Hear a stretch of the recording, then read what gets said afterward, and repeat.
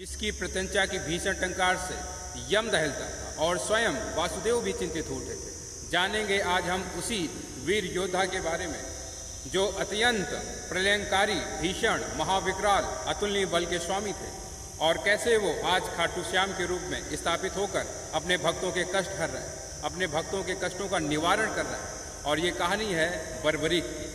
महाभारत का युद्ध निश्चित हो चुका, शांति वार्ताएं विफल हो गई, युद्ध को टाला नहीं जा सका, रोका नहीं जा सका।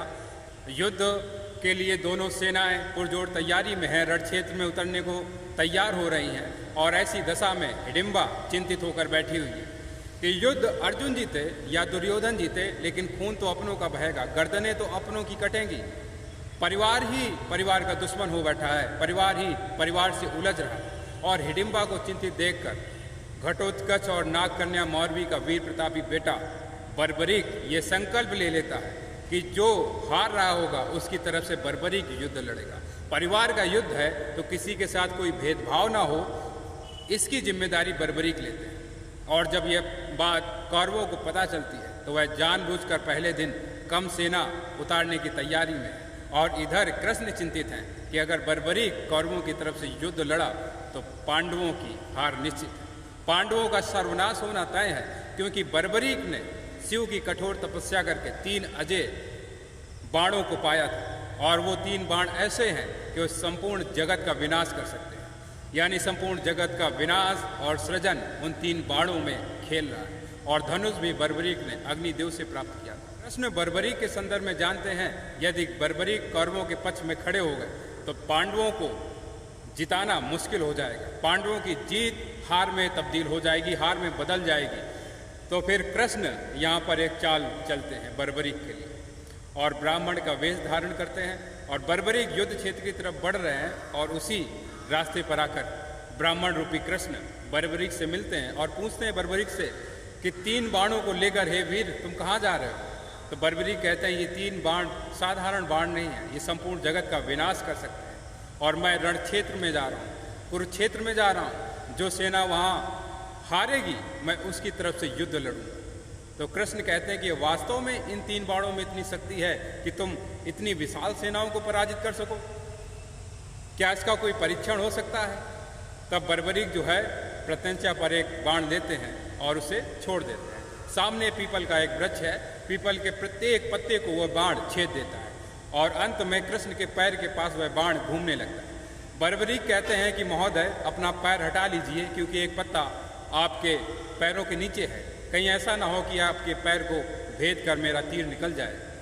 तब कृष्ण पैर हटा लेते हैं और उस अंतिम पत्ते को भी वह तीर छेद देता है। बर्बरीक का यह अतुलनीय बल देखकर कृष्ण बड़े मोदित हो जाते हैं, बड़े प्रसन्न हो जाते हैं। कृष्ण बर्बरीक से कहते हैं कि तुम तो अद्भुत धनुर्धर हो, तुम्हारी युद्ध कला देखकर मैं बहुत प्रसन्न हूँ, लेकिन जिस रण क्षेत्र में तुम जा रहे हो वहाँ मृत्यु के गिद्ध मंडरा रहे हैं, मौत का साया चारों तरफ फैला हुआ है। तो तुम ऐसा करो कि मुझसे कोई आशीर्वाद ले लो, आशीर्वाद मांग लो मुझसे।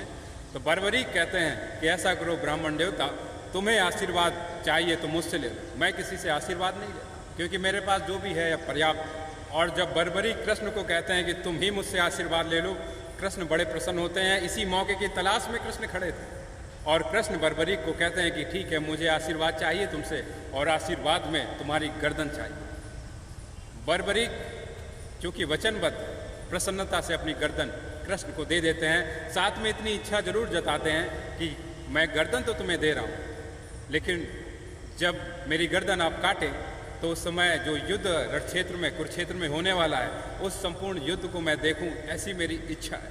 तो कृष्ण अपने वास्तविक रूप में प्रकट होते हैं और बर्बरीक की गर्दन काट देते हैं और पहाड़ी पर स्थापित कर देते हैं कि जो कुरुक्षेत्र का युद्ध लड़ा जाए उसे बर्बरीक देख सके। युद्ध जब समाप्त हो गया, समाप्ति के बाद में अर्जुन के अंदर अहंकार, भीम के अंदर अहंकार, पांडवों के अंदर अहंकार हो गया कि युद्ध उन्होंने जीता। तब कृष्ण बर्बरीक के पास पांडवों को लेकर जाते हैं और कृष्ण पूछते हैं बर्बरीक से कि बताओ इस रण क्षेत्र में सबसे वीर योद्धा कौन था? तब बर्बरीक कहते हैं कि सच कहूँ तो मुझे सिवाय कृष्ण के कोई भी दिखाई नहीं पड़ रहा था। कृष्ण ही मर रहे थे और कृष्ण ही मार रहे थे, इसीलिए मैंने आपसे कहा था कि आप भी कृष्ण हैं। जिस क्षण कृष्णत्व में डूब जाते हो, बेहोशी की माला तोड़कर फेंक देते हो, उसी क्षण तुम भी कृष्ण हो जाते हो। तो बेहोशी से होश का सफर कृष्ण है। जब बर्बरीक कहते हैं कि चारों तरफ कृष्ण ही कृष्ण छाए हुए थे, तो सबका अहंकार चकनाचूर हो जाता है। आज कृष्ण बर्बरीक से साथ में ये भी कहते हैं कि तुम बर्बरीक निर्दोष थे, लेकिन युद्ध जीतना आवश्यक था पांडवों के लिए, इसलिए मैंने तुम्हारा सर मांग लिया।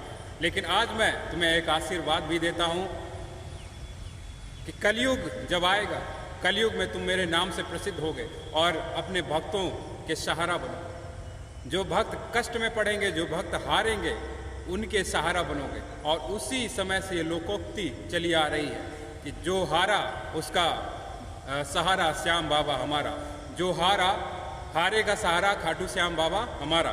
ये जो है कहावत उस समय से अभी तक चली आ रही है। और आज खाटू श्याम के लाखों करोड़ों भक्त दुनिया में मौजूद हैं जो खाटू श्याम को पूजते हैं, और पूछते हैं तो जब उन पर कोई विपत्ति आती है तो उनका निवारण भी खाटू श्याम करते हैं। बहुत बहुत धन्यवाद। आप भी अगर खाटू श्याम जाना चाहें, उनकी कृपा पाना चाहें, तो ज़रूर जाइए। राजस्थान के सीकर जिले में खाटू श्याम का वास्तविक मंदिर है। वहीं पर खाटू श्याम यानी बर्बरीक की गर्दन को दफनाया गया था, और वहीं जो मंदिर है उसे ही खाटू श्याम कहते हैं सीकर में, वहाँ उनका वास्तविक मंदिर।